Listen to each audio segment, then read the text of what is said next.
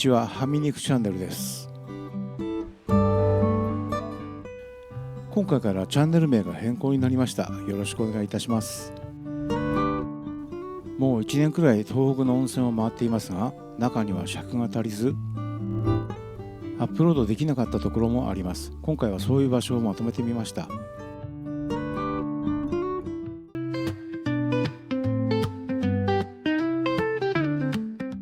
すごい石だれがすごいなあ。岩手県遠野市に飛龍山という霊山があります。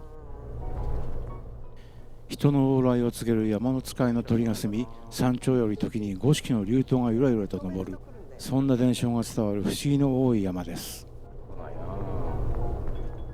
その霊泉を沸かすことで200年近くも杜氏を営んでいるところがあり、今も90歳近い女性が湯守として一人でお湯を守ってらっしゃると聞き、訪問してみることにしました。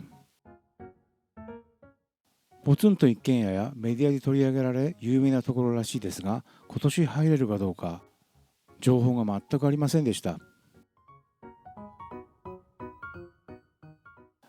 目的地が近づいてきました。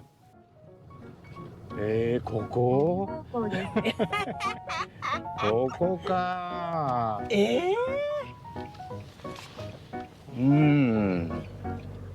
っと待って、あ、ほら看板出てるもんね。入浴できませんって書いてあるよ。本当？入浴できませんって。あらマジか。まあ場所まで行ってみるかじゃあ。もうここに書いてあるんだね。6代前、当時の嗣治万次さんは熊野三山に何度もお参りするような信心深い方。その万次さんの枕元にお坊さんが立って癒しの水を授ける皆を助けよと告げたそうです。その後、ここ飛龍山にお社を建てお湯を沸かして人々を癒したそうです。対向車来たら終わりだよ。ねえ。でもほら、ああいうちょっと U ターンできるようなとこはある？U ターンほらできるのか、ふわふわすぎてはまっちゃうのか、すごいとこだな。これ行って U ターンできんのかな。最終地どこまで行けば U ターンできるんだけど、ダメだったらバックでずっと帰ってくれる。この飛龍山の湯、15年前に一度焼失したことがあるそうです。湯治場とお寺が15年前に火災で焼失してしまいました。問題は湯治場に病気を治したくて通っていた人たちがたくさんいたことで、助けてくれ、何とかしてくれ、風呂だけでも作ってくれと泣いて頼まれた湯守さんは資材を投げ打ち、自宅を開放し湯治場を継続したんだそうです。それ以来一人でこの湯を守り続けてきたということです。なんだこれ。何？Google マップ道がないとこになってる。もう全然私道ないよ。なんで湯治客の受け入れをやめてしまったんでしょうか。気になります。そう。電柱があるからな。電気が来てる。怖っ。いいよっと。ずるって言ったらおしまい。ずるって。これどっち？こっちだ。お湯は。本当だ。行きたくないな。うわ怖っ。ねえ、行ける？左見て、左。見てって、大丈夫。見えた。見えない方も。ここ狭くなる。あそこぐちゃぐちゃだけど。どこ？山の先。本当だ。関係ないね。関係ないな。あそこだ。ここでやめといた方がいいのかな。ここから数十メートル、普通に民家なので車で乗り入れるのは遠慮しました。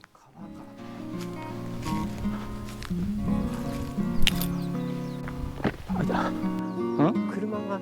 ね。もうやめちゃったのかな。入浴ができませんって書いてあるな。すいません。入浴できませんって書いたんですけど、これってもう入浴ずっとやられないんですか？お話だけ聞くことができました。保健所の指導が入ってお風呂を続けられなくなったそうです。お金を取るためのサービスではなかったので、今までは届け出なしだったんでしょうね。難しいとこですね。保健所もそういう仕事ですし、こちらも善意の行いです。霊山の湯に会えなかったのは残念ですが、ここらで一休みされてもいいのかなと個人的には思いました。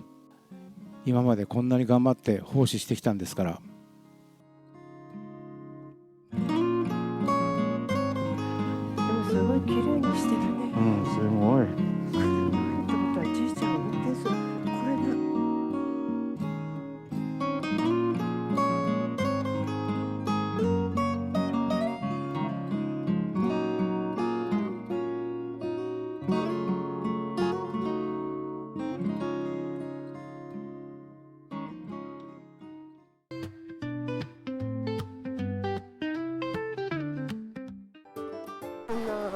こん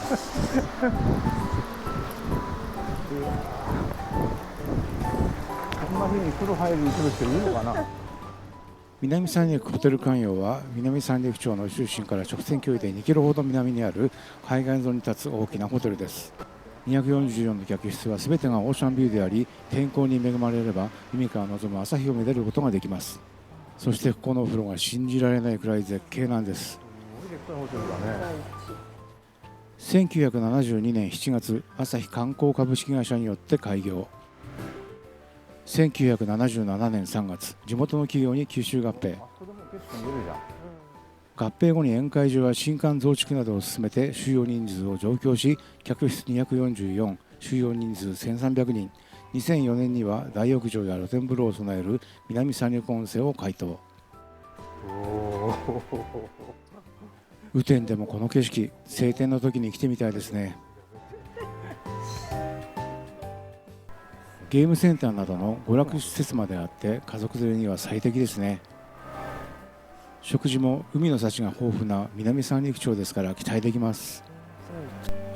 震災関連の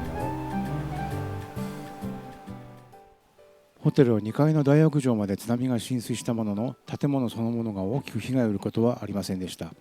しかし電気水道道路などのライフラインが断たれ孤立状態になります。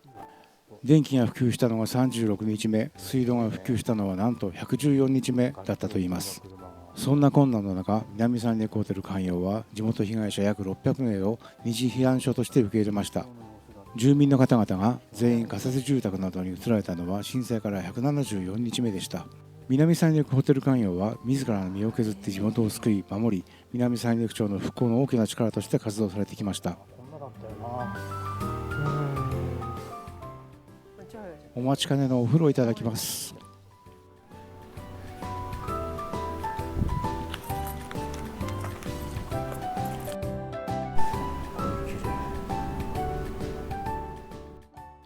太平洋を望む絶景の露天風呂、素敵です。ここがいいのは女性用の風呂の方が男性より豪華にできているところ、そういうところはあまりないですよね。男性用だって決して悪くありません。とにかく信じられないほどの絶景。屋上に上がると三陸の絶景がさらに楽しめます。天候によらず海猫がやってきたり、美しい夕日を眺めたり、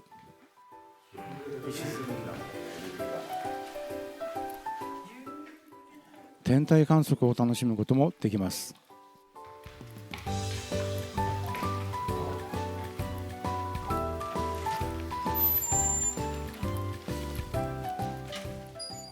しかし今日の天気ではちょっと辛そうですね。す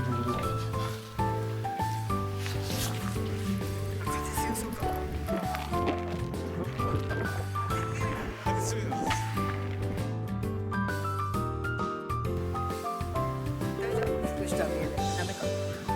すぐ下は見えないから大丈夫だけどダメか。そういう問題じゃないかも。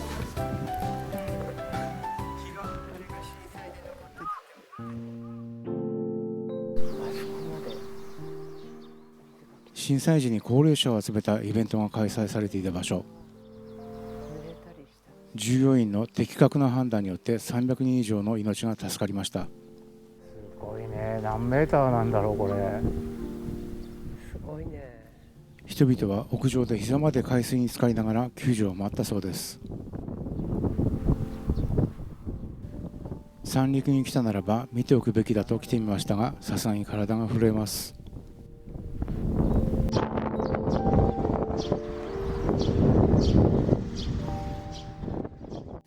東日本大震災で高さ12メートルの屋上を超える津波に飲まれ43人が犠牲になりました。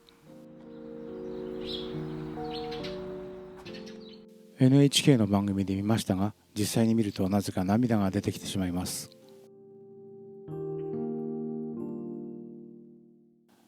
こういうことがあったんだということを忘れてはいけないんだと感じる場所でした。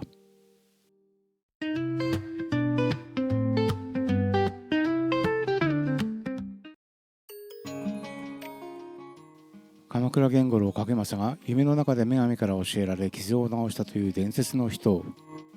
ウグイスやカッコのなく静かな山の中の一軒宿。ホームページの写真を見て一発でやられてしまいました。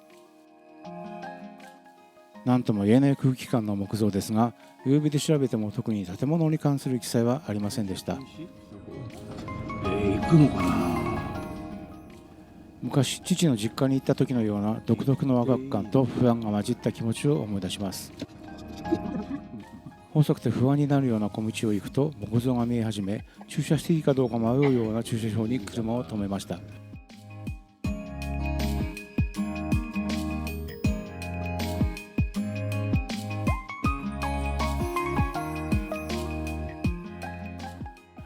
木造の作りが懐かしい。特に窓ガラスとその奥の障子。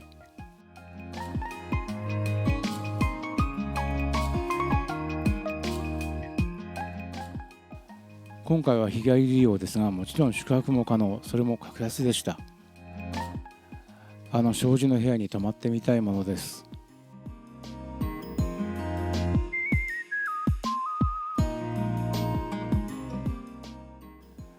早速お風呂をいただきます。古くから皮膚病に効果があると言われている温泉で、温度は23度と低め。薪を燃やして温度を上げているそうで、薪は周囲の山から山の管理のためにも伐採が必要だそうです。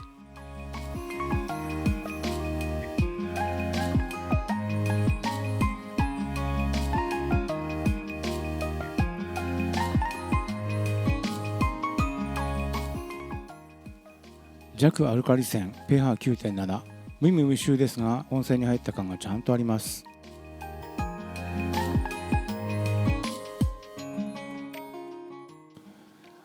気持ちいい。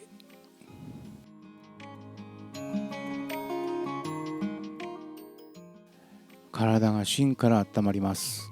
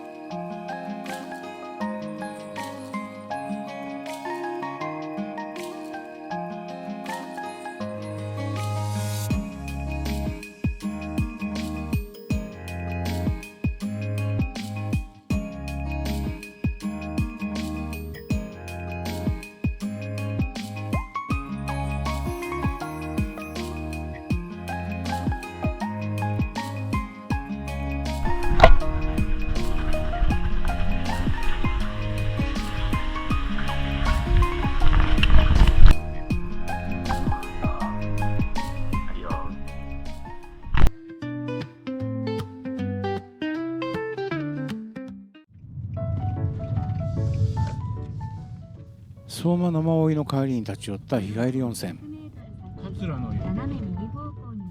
白石川沿いに立つ市営の湯。素朴な木造の建築でせせらぎを聞きながら源泉かけ流しの岩風呂に浸かれます。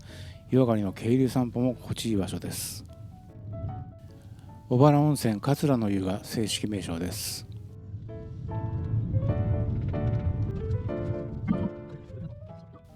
目的地に到着しましたが、だいぶ寂れた感じ。ちょっと心配になってきました。奥に大きなビルが見えますが、これは廃業した旅館桂の建物、いわゆる廃墟なんです。旅館桂屋は1967年に設立。経営していた旅館は老舗の温泉旅館として知られ、設備も充実しており、遠方からの宿泊客も多かったようです。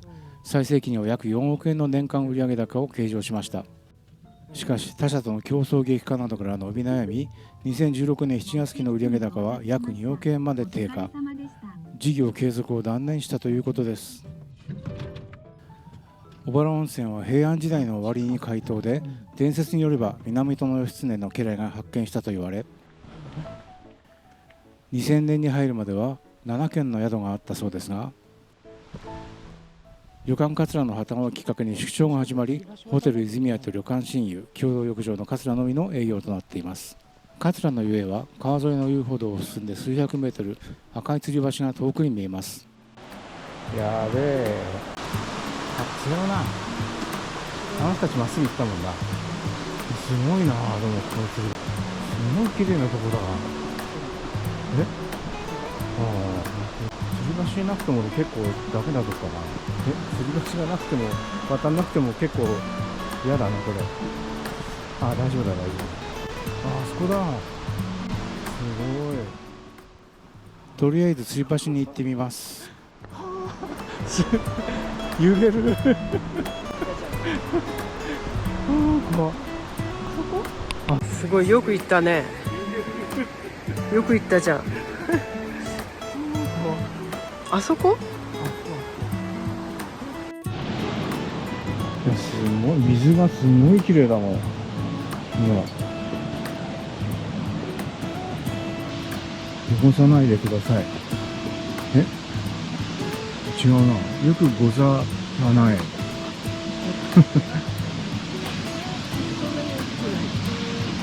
多分そうか、うん。すごい綺麗だ。この桂の湯は古くから小原温泉の岩風として利用客に包まれてきましたが、土砂堆積等によって閉鎖されておりました。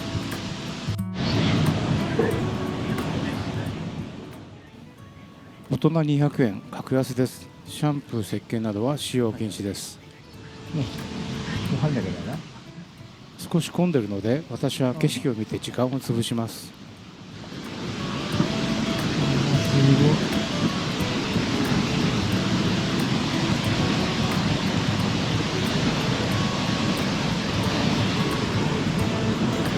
いとこだな。天気良かったらな。入り口のカーテンを開けるとこの景色、びっくりしますよね。本当に岩をくり抜いた空間にこのお風呂がポツンとありました。探検家が洞窟で人を発見したようなワクワクする感覚。めっちゃ暑いのも気分が盛り上がって素敵でした。すごい桂の、すごくなんかあんな岩風呂だと思わなかったよ。狭くて3人ってこうやって追いかけながら行ってた。で、女の人たち4人来たでしょ。いっぱいなんだ。出ようかなと思ったけど着替えれないし、どうしよう、先に見ますって言いながら、あ、はいって全部2人抜いて、じゃあ私が着替えてってやって。たまたまいっぱいだったみたい。男よりさ、暑くてさ、みんなね、湯船の外で座ってんの。いたら座ってたよ。あ、そう。私だけ入って出てこうやってんだな。いいとこだった。ここ晴れてたらすごく景色いいよね。最後の最後に晴れましたって。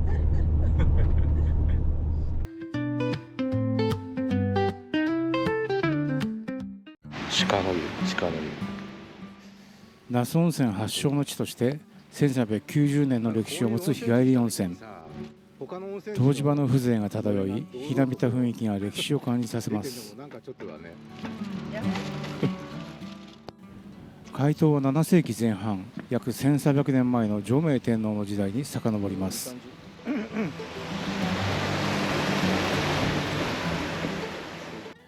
江戸時代には江戸財布の大名はしばしば那須温泉に湯治に出かけていました。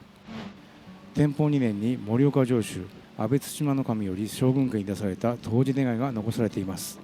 那須温泉は古くからの湯治場として人気を集めていました。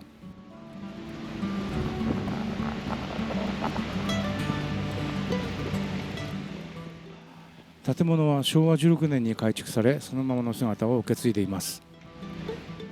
ひなびた木造建築が時の流れを拒んだかのような佇まいで、遥か昔の日本の原風景にタイムスリップしたかのような感覚になりますね。宿泊はなく日帰り入浴専用です。宿泊は付近に宿がたくさんありました。本当だね。中も木造でいい雰囲気です。すごい。これ見せなきゃいけないんだよ。早速お風呂をいただきます。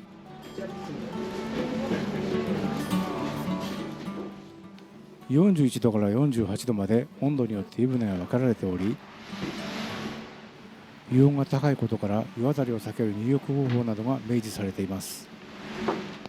しかし何といってもこのお風呂の景色が最高です。扉を開けてから思わず見とれてしまいました。気持ちよかった。硫黄泉の白濁したお湯は肌がツルツルになると言われ、女性にも人気。成分が濃いことから石鹸を当たちづらいとして利用が禁止されているほどです。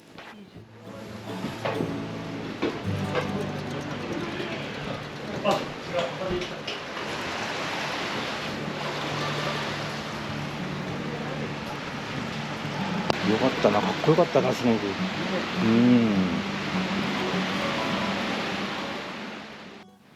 すぐ近くに民宿街があり、宿が並んでました。すごいな。あ、ここは蕎麦屋さんか。鹿の上のそばのそば。旅館堀越。民宿旅館堀越。ここしかないのかな。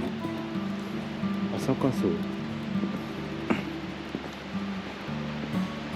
こもなんか宿みたいだけど。